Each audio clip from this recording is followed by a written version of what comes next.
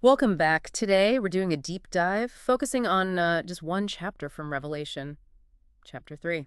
It's packed, isn't it? You got these messages to specific churches back then. Exactly, but they feel like they could have been written yesterday in some ways. They really do. The issues, authenticity, endurance, indifference, they're timeless. So our plan is to look closely at three of these messages. The ones to Sardis, then Philadelphia, and finally Laodicea. See what they're really saying. Sounds good. A lot to unpack there. Okay, let's jump right in then. First up, Sardis.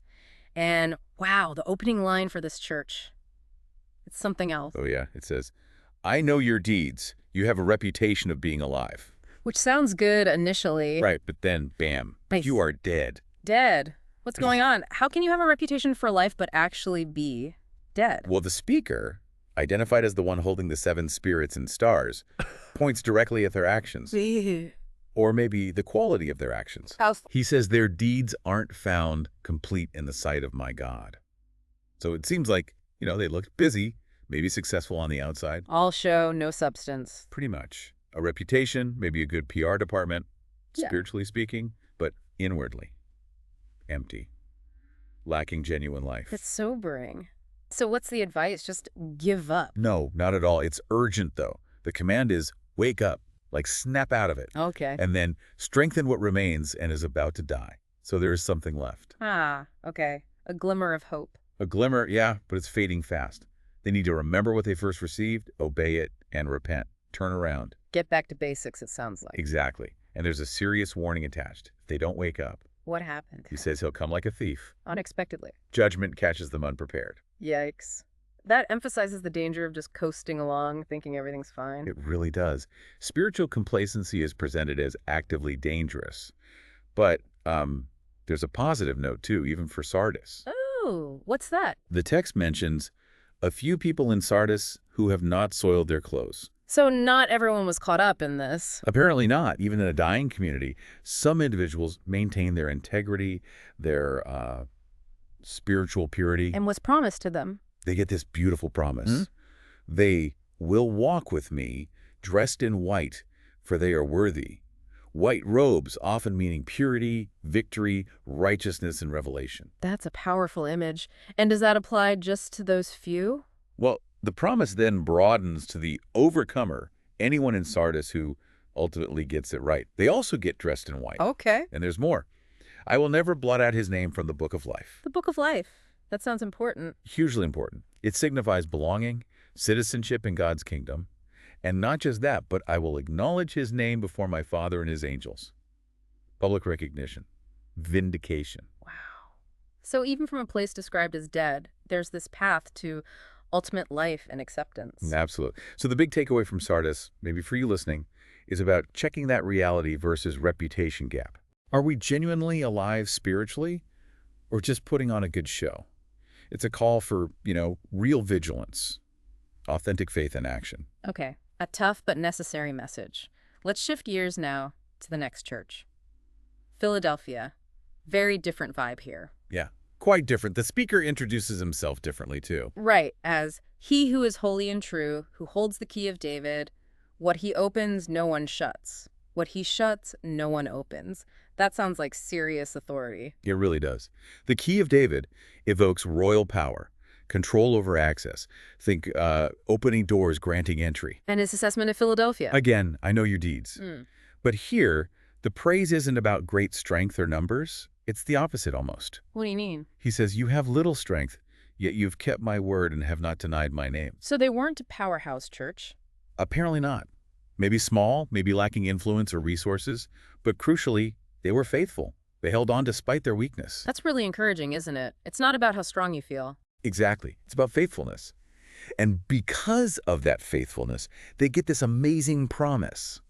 See, I have placed before you an open door that no one can shut. An open door, connected to the key he holds. Seems directly linked.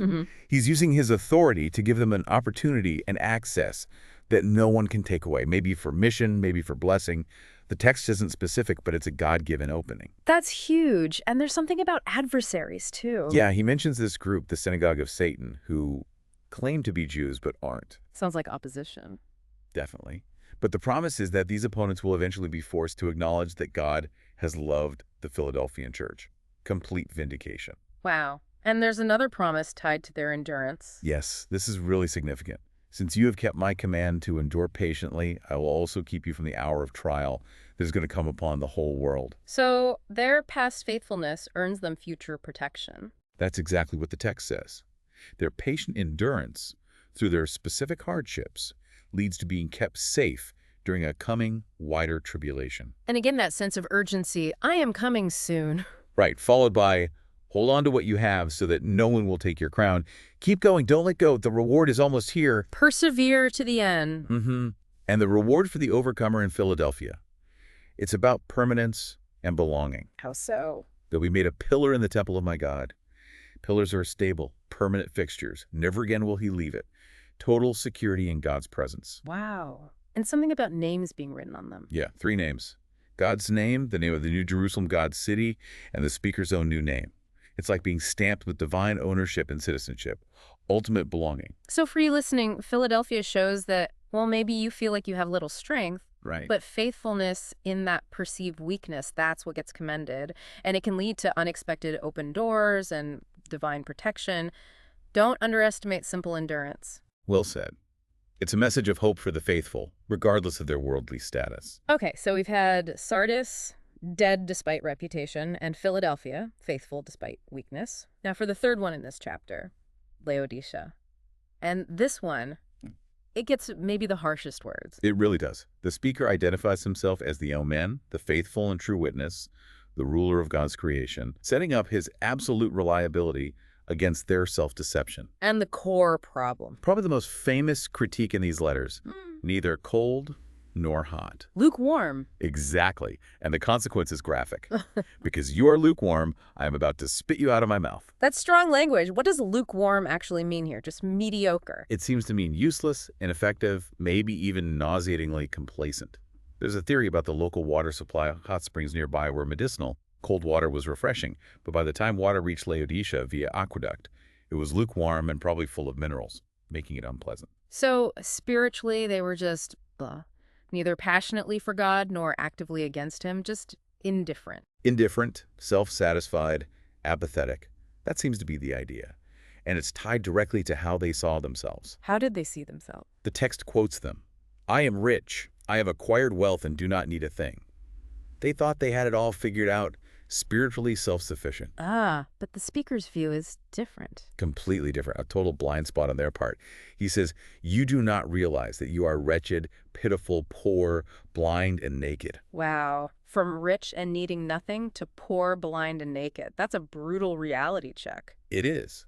Their material wealth, or maybe their perceived spiritual accomplishments, blinded them to their actual desperate spiritual poverty. So what's the solution? Is it just condemnation? No, even here there's counsel, an invitation really. He tells them to buy from me the things they actually need. Buy from him what sort of things? Things that counter their specific poverty. Gold refined in the fire for true spiritual wealth. White clothes to cover their spiritual nakedness. And salve for their eyes so they can actually see their true condition. So the very things they thought they had, they actually lacked. And only he could provide them. Precisely. It highlights their total dependence on him, shattering their self-sufficiency. But why the harsh rebuke, then, if there's an offer of help? The text explains that too. Those whom I love, I rebuke and discipline. The sharpness comes from a place of love, wanting them to wake up. Okay. Tough love. You could say that. Yeah. And the immediate instruction is, again, so be earnest and repent. Get serious. Change your ways. Shake off that apathy. And this leads to that incredibly famous verse, doesn't it? It does. One of the most personal invitations in the Bible. Here I am. I stand at the door and knock. Standing outside. Yeah, possibly outside the door of individual hearts within that church. If anyone hears my voice and opens the door, I will come in and eat with him and he with me. Eating together. That's a symbol of fellowship, right? Intimacy. Deep fellowship, yes. It's this picture of Jesus patiently seeking relationship, even with those who've become indifferent, just waiting for them to respond. That's quite a contrast to the spit you out image earlier. It shows the tension, the seriousness of the condition, but also the persistent offer of grace. And the promise for the overcomer in Laodicea. If they do repent and open the door. It's maybe the most staggering promise of all. The right To sit with me on my throne. Sharing his throne, like co-ruling. Sharing in his victory and authority, just as he overcame and sat with the Father. It's an unbelievable destiny offered to those who were previously lukewarm and self-deceived. Incredible. So the message from Laodicea, it's a huge warning about spiritual apathy, isn't it? About the danger of feeling comfortable and self-sufficient. Definitely. Thinking you're okay when you're spiritually bankrupt. Ugh. Thinking you see clearly when you're blind. But it's also ultimately a message of hope because the invitation to open the door is still there. Right. Even in that state, the knock continues. Exactly. It urges us to see ourselves accurately and respond to that divine invitation. So we've walked through these three communities in Revelation 3. Sardis, warned about having a reputation but being dead. Then Philadelphia, praised for faithfulness despite weakness, promised that open door. And Laodicea, rebuked for being lukewarm and self-deceived, but still invited to intimate fellowship and ultimate victory. Three very distinct scenarios, but common threads run through them. Like what? Well, the call for authenticity being real on the inside, not just having a good reputation like Sardis needed. Okay. The value of steadfastness, even when you feel weak, like Philadelphia demonstrated. Right, endurance. And the need for earnestness, for genuine passion, rejecting that lukewarm apathy we saw in Laodicea. Authenticity, steadfastness, earnestness, those seem like pretty relevant themes for us today, too. Absolutely. These ancient letters are still asking us probing questions about our own spiritual health. Which brings us to that line repeated after every single message, the one aimed at everyone listening, then and now. He who has an ear, let him hear what the Spirit says to the churches. Yeah. So, thinking about everything we've just unpacked, the warnings, the promises, the invitations, the final thought for you listening might just be that. What does it really mean for you right now to have that ear, to truly hear what the Spirit is saying through these ancient words? Something to reflect on.